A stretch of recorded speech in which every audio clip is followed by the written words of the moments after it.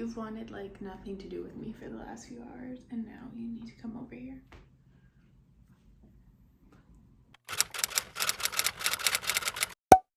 Hi everyone, it is Holly and I am here with my spring book haul, which I'm splitting up into kind of two different parts. So the first is stuff I got at book sales, and if you don't know, I have quarterly goals, and one of them is to read 75% of the books that I purchase. And the majority of these do not count towards that, and I will explain why. But I did want to show them to you because I'm happy with them. So the first one I feel like doesn't count for obvious reasons, and that is that it is a cookbook. So it is Rachel Ray's 365 No Repeats. And I did go through here and like sticky note ones that I thought sounded interesting. Have I made anything yet? No. Mainly because I am in the process of losing weight, and it is just easier for me right now to make the same things over and over again. And for a lot of the things I want to try in here, I would need to buy like new ingredients. Oscar, why is a blind down?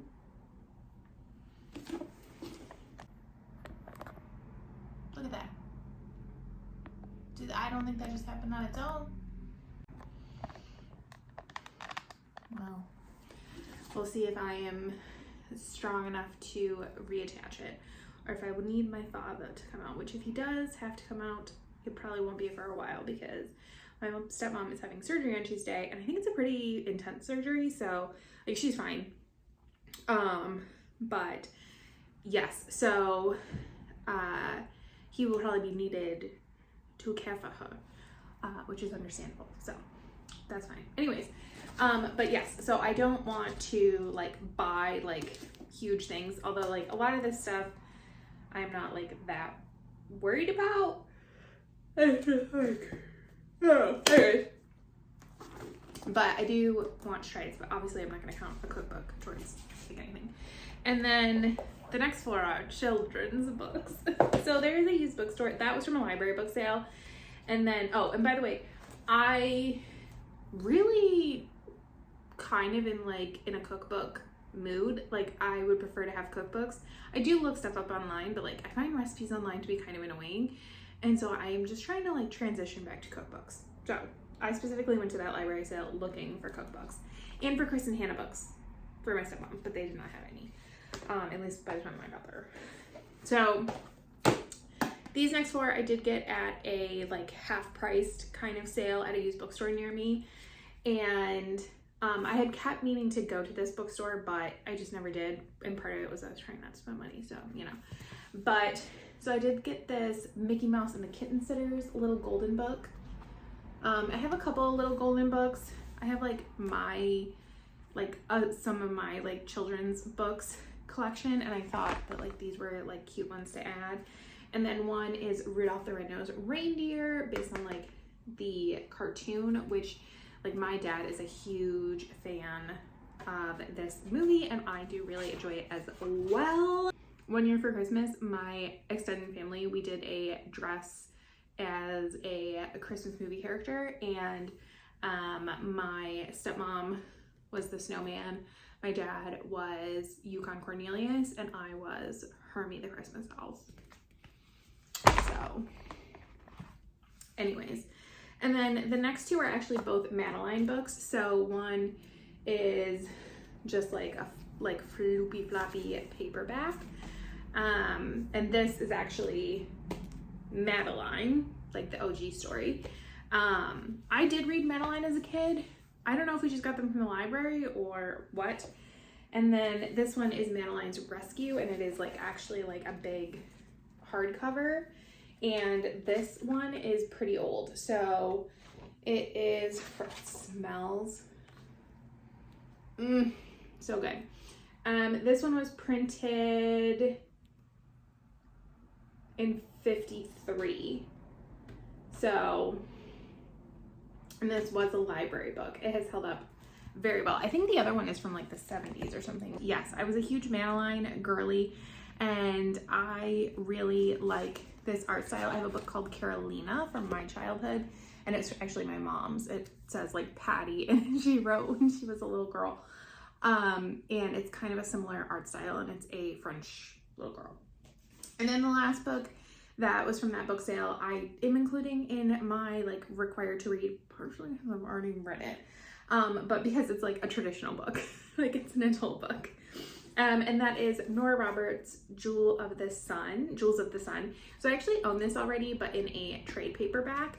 And I saw this and it was $1.50 because it's 50% off the sticker price.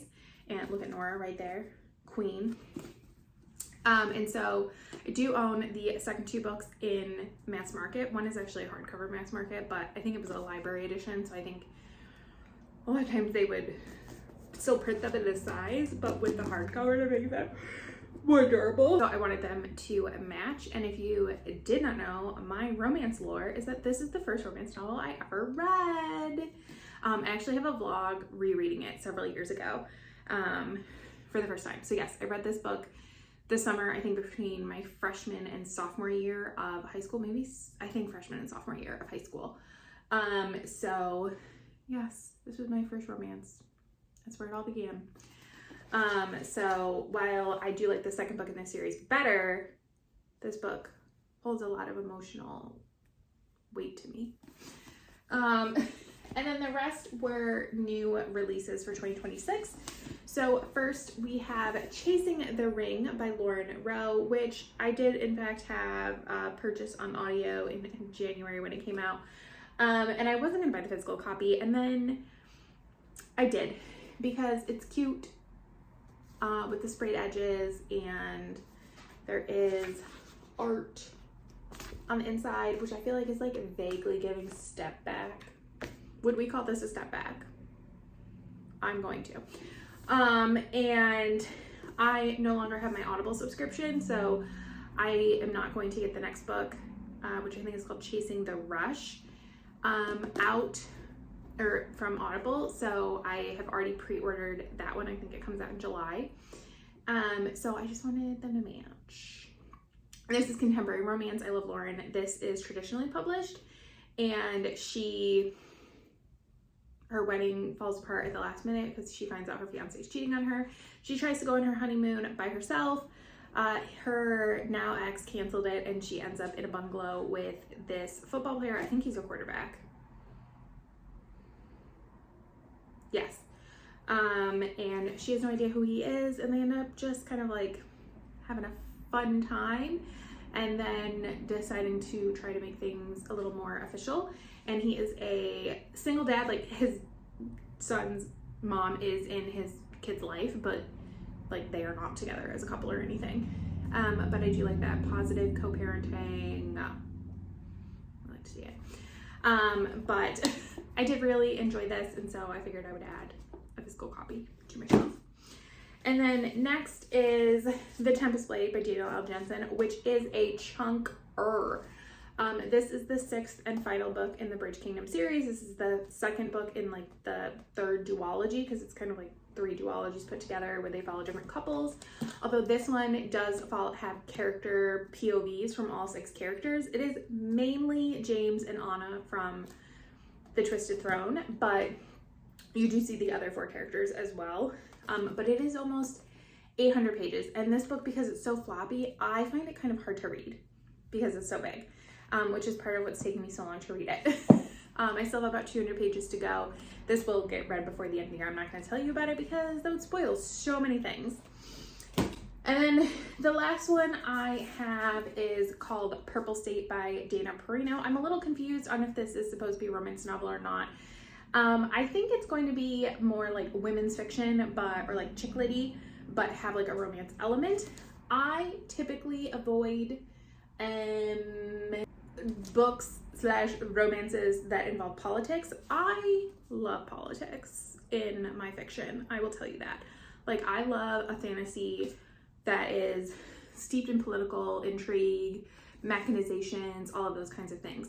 But the minute it steps into like real world politics, ugh, I don't care. I get enough of that in my real life. I do not need it in my fake life.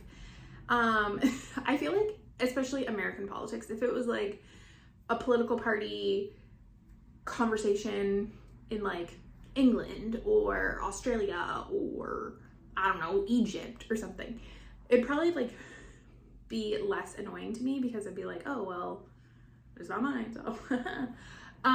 But I don't know, but I am taking the risk here. And my understanding with how this story works is that there are these two characters, and I think that they both are involved in politics and are on different sides. And so they have to come together and work things out, or like figure out what's going on surrounding a presidential election and what not. I think it's also going to be a little small towny, so we shall see. But yes, it's where red meets blue and love is never black and white. So we'll see if I'm still like turned off by it being American politics. Those are the books that I purchased this quarter, so in the spring, so in April, May, and June. Technically, I do have a book coming on June 30th, but I am not waiting to film this video, so that will just go into my quarter 3